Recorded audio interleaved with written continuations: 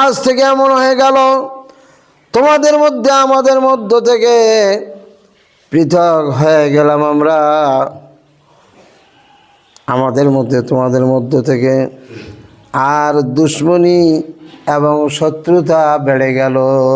বলেন নাউজুবিল্লাহ।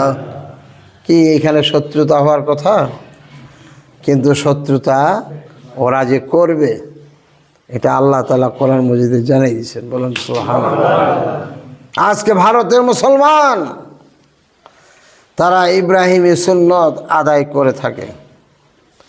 আজকে তাদের উপর অন্যায় অত্যাচারের স্টিম রোলার চালানো হচ্ছে। তারপরও আমার ভাইরা সেখানে এক আল্লাহর মহব্বতে টিকে আছে। যারা বলেন সুবহানাল্লাহ। তারা জিহাদকারী মুসলমান, অন্যায়কে দমন করার মতো মুসলমানের ইমানি শক্তি আল্লাহ যেন সকলের অন্তরের ভিতরে পয়দা করে দেন। বলেন সুবহানাল্লাহ। এরপরে আল্লাহ সুবহানাহু ওয়া তাআলা বলেন,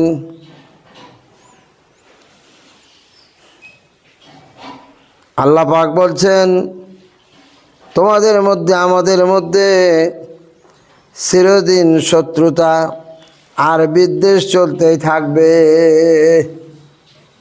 বিদ্বেষ চলতেই থাকবে। হাত্তা তুমিনু বিল্লাহি ওয়াহদাহু, যতক্ষণ পর্যন্ত ওরা একক আল্লাহকে বিশ্বাস না করে। ইল্লা কাওলান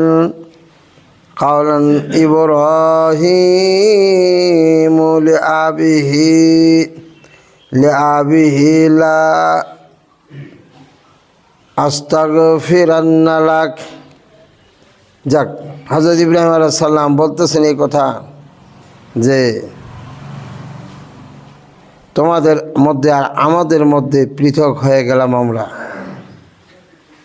আর তোমাদের সাথে আমাদের হিংসা বিদ্বেষ এবং শত্রুতা চলতেই থাকবে। তাহলে হকের গতি হলো সোজা। বলেন সুবহানাল্লাহ।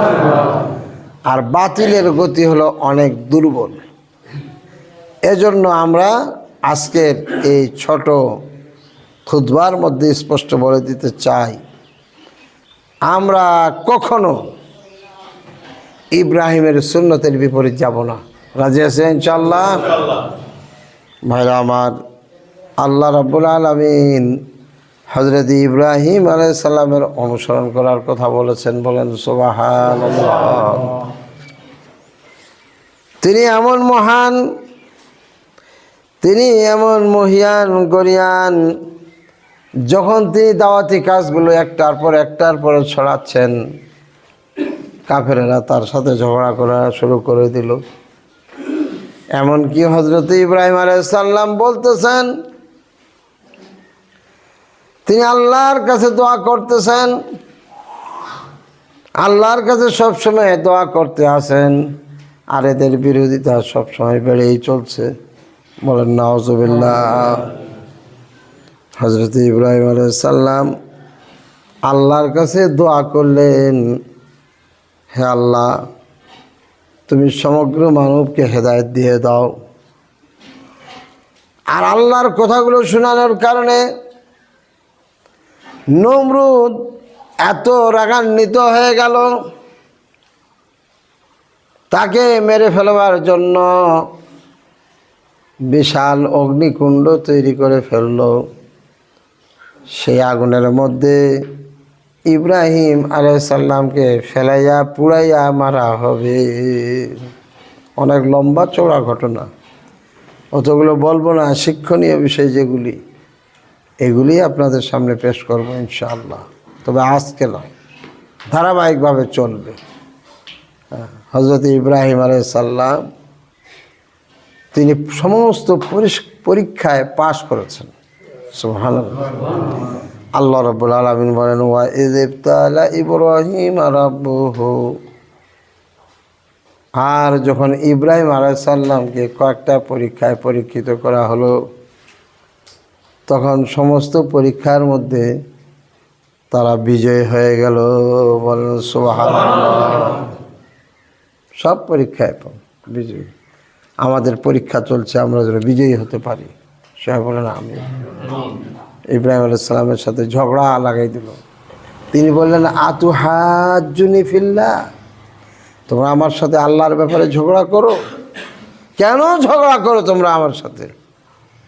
আমাদের সাথে ঝগড়া হয় না? আমাদের সাথে কথা কাটাকাটি হয় না?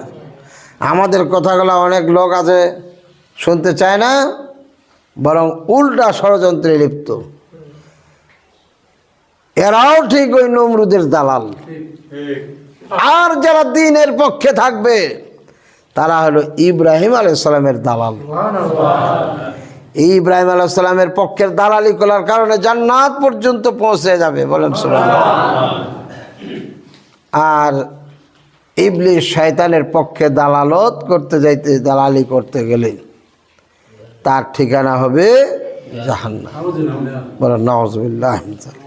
আগামী দিনে আরও ভালোভাবে বলার চেষ্টা করব। আল্লাহ যেন তৌফিক এনায়েত করেন। সবাই বলেন আমিন। আল্লাহ যেন সবাইকে ক্ষমা করে দেন। সবাই বলেন আমিন।